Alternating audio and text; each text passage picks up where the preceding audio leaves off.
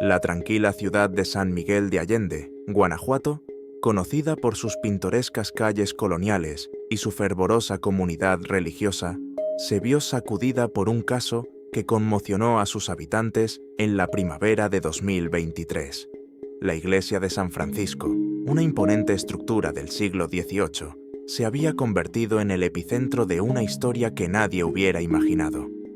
El pastor Gabriel Mendoza, de 45 años, era una figura respetada en la comunidad. Alto, de presencia distinguida y oratoria cautivadora, había construido una congregación devota durante sus 15 años de servicio. Su esposa, Marta Álvarez, dirigía el coro de la iglesia y juntos tenían 3 hijos: Daniel de 17, Lucía de 15 y Roberto de 12 años. La detective Elena Ramírez recibió la llamada un domingo por la mañana. El cuerpo de Carolina Mendoza, prima del pastor y maestra de escuela dominical, había sido encontrado en el baptisterio de la iglesia. La escena era perturbadora. Carolina yacía vestida de blanco, como si hubiera sido preparada para un bautismo macabro. El padre Joaquín Ortiz, anciano sacerdote de una parroquia vecina y amigo cercano de Gabriel, fue el primero en encontrar el cuerpo. Vine temprano para discutir los preparativos de la próxima festividad patronal, declaró con voz temblorosa. El agua del baptisterio estaba teñida de rojo. La investigación inicial reveló que Carolina, de 38 años, había estado involucrada activamente en la iglesia durante los últimos 5 años, desde que regresó a San Miguel después de un divorcio difícil en Ciudad de México. Soltera y sin hijos, se había dedicado por completo a la congregación. Maribel Sánchez, la secretaria de la iglesia, proporcionó información intrigante. Carolina y el pastor Gabriel pasaban mucho tiempo juntos planificando actividades para los jóvenes, pero últimamente noté tensión entre ellos. El equipo forense, dirigido por el doctor Fernando Torres, estableció la hora de la muerte entre las 11 de la noche y la 1 de la mañana del sábado. La causa inicial parece ser asfixia por sumersión, pero hay marcas de forcejeo en muñecas y cuello, informó. La detective Ramírez entrevistó a Rosa Gutiérrez, la anciana que vivía frente a la iglesia. Vi luces en la iglesia cerca de la medianoche. No es inusual. El pastor suele quedarse hasta tarde preparando sus sermones, comentó mientras servía café en su pequeña sala. El diácono Miguel Hernández reveló que Carolina había estado actuando de manera extraña en las últimas semanas. Parecía angustiada durante los servicios. Una vez la encontré llorando en la sacristía, pero se negó a hablar conmigo. La investigación se extendió a la familia inmediata. Isabel Mendoza, madre de Carolina y tía del pastor Gabriel, compartió una observación inquietante. Carolina y Gabriel siempre fueron cercanos desde niños. Cuando ella regresó a San Miguel, esa cercanía pareció diferente. Las cámaras de seguridad de los negocios cercanos mostraron el auto de Carolina llegando a la iglesia a las 10:30 de la noche del sábado. Media hora después, se ve llegar el vehículo del pastor. Ninguno de los 2 autos sale en las siguientes horas. La investigación se profundizó cuando la detective Ramírez comenzó a examinar los dispositivos electrónicos de Carolina. La especialista en informática forense, Ana Laura Velázquez, descubrió una serie de mensajes encriptados entre Carolina y un número que resultó pertenecer al pastor Gabriel. Las conversaciones revelaban una relación que iba mucho más allá de lo pastoral. El equipo forense encontró el diario personal de Carolina en su departamento. La doctora Patricia Morales, psicóloga forense, analizó su contenido. Los escritos muestran un profundo conflicto emocional. Carolina luchaba entre su amor por Gabriel y su culpa por traicionar a la familia y a la iglesia. Lucía Torres, la mejor amiga de Carolina y profesora en la misma escuela, reveló conversaciones preocupantes. Carolina me confesó que estaba embarazada hace 2 semanas. Estaba aterrorizada de que se supiera, pero se negaba a decirme quién era el padre. El doctor Ricardo Fuentes, ginecólogo local, confirmó que Carolina había tenido una consulta reciente. El embarazo era de aproximadamente 8 semanas. Estaba muy angustiada durante la consulta y mencionó que el padre era alguien prohibido. La investigación se extendió a la familia del pastor Gabriel. Su hijo mayor, Daniel, proporcionó información crucial. Encontré a papá y a la tía Carolina en su oficina una noche. Estaban discutiendo en voz baja, pero pude ver que ella lloraba. Papá me vio y me ordenó que me fuera. Marta Álvarez, la esposa del pastor, comenzó a mostrar grietas en su fachada de perfección. Durante el interrogatorio, reveló: notaba las miradas entre ellos durante los servicios. Gabriel decía que eran imaginaciones mías, pero una esposa sabe. El equipo encontró evidencia en la computadora de la iglesia. Emmanuel Rodríguez, técnico informático, recuperó correos electrónicos eliminados. Había correspondencia que sugería encuentros secretos en moteles de la carretera a Querétaro. La detective entrevistó a Carmen Medina, recepcionista del motel El Descanso. El pastor y una mujer venían regularmente. Usaban nombres falsos, pero los reconocí por las fotos. Siempre pagaban en efectivo. Jorge Valdez, conserje de la iglesia, recordó eventos sospechosos. A veces encontraba la oficina del pastor desordenada por las mañanas, aunque él insistía en que siempre la dejaba ordenada. La investigación financiera reveló transferencias regulares de la cuenta del pastor a una cuenta secreta. El contador Francisco Montoya explicó: eran cantidades pequeñas pero constantes, acumulando una suma considerable en los últimos meses. Beatriz Quintana, farmacéutica local, recordó que Carolina había comprado una prueba de embarazo. Estaba muy nerviosa. 2 días después, vino el pastor a comprar vitaminas prenatales. El equipo forense encontró evidencia en el baptisterio. La doctora Elena Vega, experta en análisis de agua, detectó restos de un sedante potente. La víctima fue drogada antes de ser sumergida. La detective interrogó a Ramón Soto, vendedor ambulante que frecuentaba la plaza frente a la iglesia. Vi al pastor y a la señorita Carolina discutiendo en su auto el día antes de su muerte. Ella gesticulaba mucho y él parecía muy alterado. Los investigadores descubrieron una caja de seguridad en el banco a nombre de Carolina. Dentro encontraron cartas de amor escritas por Gabriel, ecografías del bebé y un USB con grabaciones de sus conversaciones. La investigación dio un giro dramático cuando el equipo forense, dirigido por la doctora Marina Ochoa, encontró restos de ADN bajo las uñas de Carolina que coincidían con el pastor Gabriel. Las marcas de forcejeo comenzaron a contar una historia más clara de los últimos momentos de la víctima. El teniente Roberto Guzmán coordinó un segundo registro de la oficina pastoral, donde encontraron un compartimento secreto detrás de un panel de madera. Descubrimos fotos de Carolina y Gabriel juntos en diversos lugares, tickets de hotel y una carta donde ella amenazaba con revelar todo a la congregación, informó. La detective Ramírez entrevistó a Soledad Vargas, la empleada doméstica de los Mendoza. La señora Marta encontró mensajes en el teléfono del pastor hace un mes. Hubo una pelea terrible. Escuché cuando ella le gritaba sobre Carolina y un bebé. El doctor Arturo Molina, psiquiatra que había tratado a Carolina, rompió el secreto profesional debido a la gravedad del caso.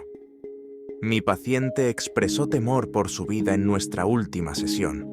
Mencionó que Gabriel se había vuelto controlador y agresivo desde que supo del embarazo. Los investigadores descubrieron que el pastor Gabriel había contratado a un investigador privado, Héctor Ruiz, para seguir a Carolina. Me pidió vigilar sus movimientos, especialmente cuando visitaba al ginecólogo. Estaba obsesionado con mantener el embarazo en secreto. Teresa González, profesora de la escuela dominical, recordó una conversación perturbadora. Carolina me confió que Gabriel había sugerido que se fuera del país. Le ofreció dinero para desaparecer, pero ella se negó. Quería que él reconociera al bebé. El equipo forense analizó el teléfono de Gabriel. La técnica Alejandra Núñez recuperó mensajes eliminados. Encontramos una discusión acalorada, donde Carolina amenazaba con hacer público el romance durante el servicio dominical. La investigación reveló que Marta Álvarez había visitado a un abogado especializado en divorcios. El licenciado Felipe Ortiz confirmó: la señora Álvarez consultó sobre sus derechos respecto a los bienes de la Iglesia en caso de divorcio por infidelidad. Vicente Torres, dueño de la farmacia local, proporcionó información crucial. El pastor compró un sedante fuerte 2 días antes del crimen. Dijo que era para su madre enferma, pero ahora sabemos que su madre estaba de viaje. La detective entrevistó a Lorena Castillo, vecina de Carolina. La noche de su muerte, la vi salir muy alterada. Recibió una llamada y dijo algo sobre encontrarse en la iglesia para terminar con todo esto. El equipo encontró un video en el teléfono de Carolina grabado horas antes de su muerte. La especialista en audio, Diana Méndez, analizó la grabación. Se escucha una discusión sobre el embarazo y amenazas mutuas de exposición pública. Los investigadores descubrieron que Gabriel había realizado búsquedas en Internet sobre accidentes en baptisterios y muerte por ahogamiento. El técnico informático Raúl Vega encontró estas búsquedas en el historial borrado de su computadora. La autopsia reveló más detalles perturbadores.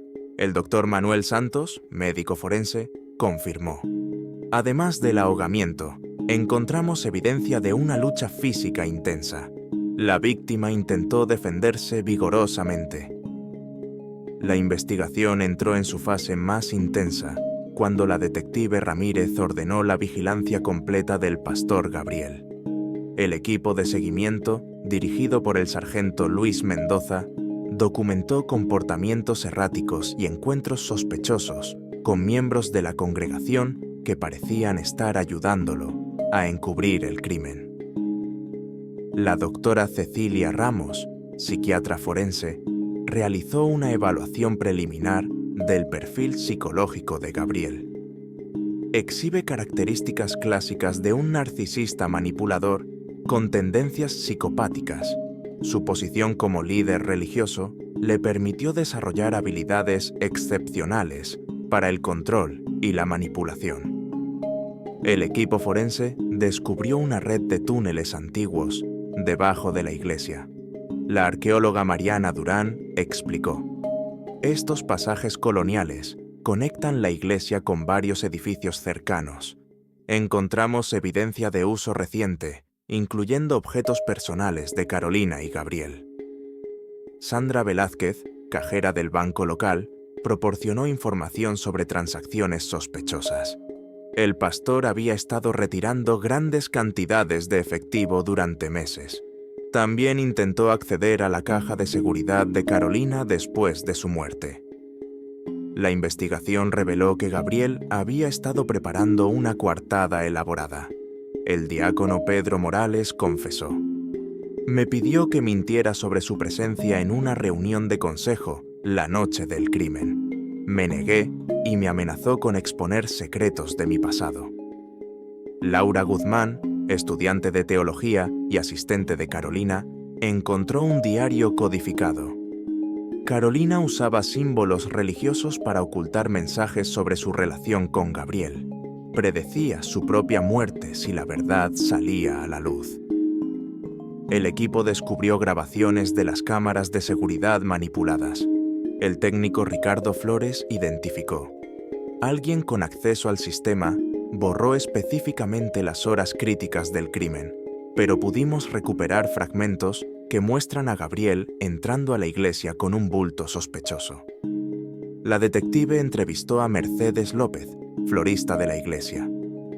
La mañana después del crimen, el pastor me pidió que limpiara manchas de agua en el pasillo que lleva al baptisterio. Parecía muy nervioso y me dio el doble de mi pago habitual. El análisis toxicológico, realizado por la doctora Isabel Torres, reveló detalles perturbadores. Encontramos una combinación letal de sedantes y alcohol en el sistema de Carolina.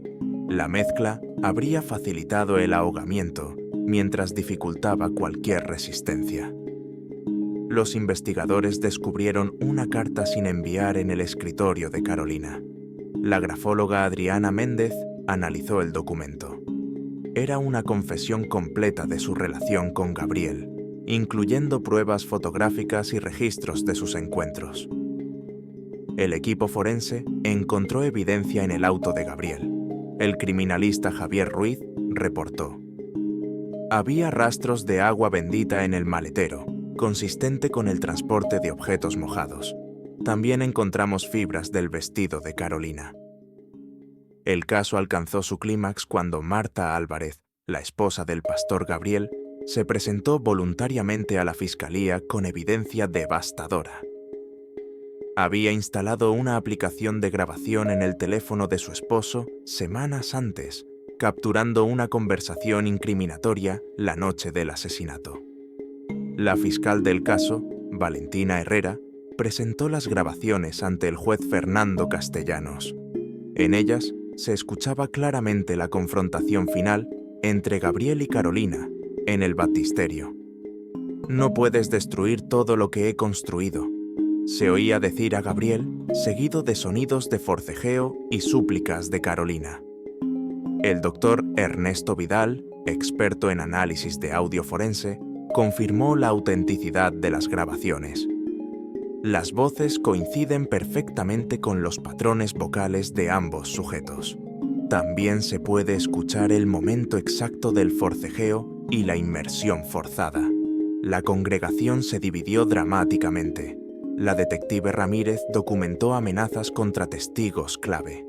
Regina Ortiz, miembro del coro, reveló: algunos fieles todavía defienden al pastor, diciendo que Carolina lo sedujo y que merecía su destino. El equipo forense descubrió más evidencia en la casa pastoral. La criminalista Lucía Montoya encontró ropa mojada escondida en el ático, con residuos de agua bendita y el mismo tipo de sedantes encontrados en el cuerpo de Carolina. Los hijos del pastor fueron entrevistados bajo supervisión psicológica.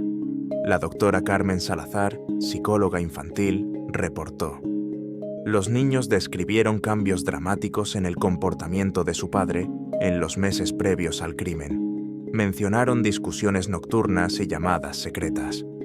El caso tomó un giro inesperado cuando se descubrió que Gabriel había intentado organizar su huida a Sudamérica. El agente de viajes Eduardo Méndez testificó: reservó boletos bajo un nombre falso para Brasil, programados para 2 días después del crimen. La investigación financiera reveló una red de cuentas secretas. El contador forense, Roberto Luna, descubrió: el pastor había estado desviando fondos de la iglesia durante años, acumulando más de 2 millones de pesos en cuentas offshore. Marta Álvarez proporcionó el motivo final durante su testimonio.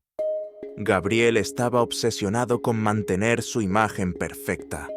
Cuando Carolina se negó a abortar y amenazó con exponer todo, él cambió. Se volvió peligroso. El juicio duró 3 semanas, durante las cuales se presentaron más de 50 testigos. El fiscal auxiliar Diego Ramírez construyó un caso sólido. El pastor Mendoza no solo traicionó la confianza de su familia y su congregación, sino que cometió un asesinato premeditado para ocultar su doble vida. La defensa, encabezada por el abogado Rafael Torres, intentó argumentar trastorno mental temporal, pero las evidencias de premeditación eran abrumadoras. El juez Castellanos dictó sentencia. Gabriel Mendoza fue condenado a 50 años de prisión por homicidio calificado, malversación de fondos y obstrucción de la justicia. Marta y sus hijos se mudaron de San Miguel de Allende, buscando un nuevo comienzo. La iglesia, bajo nuevo liderazgo, estableció un fondo memorial en nombre de Carolina para ayudar a víctimas de violencia.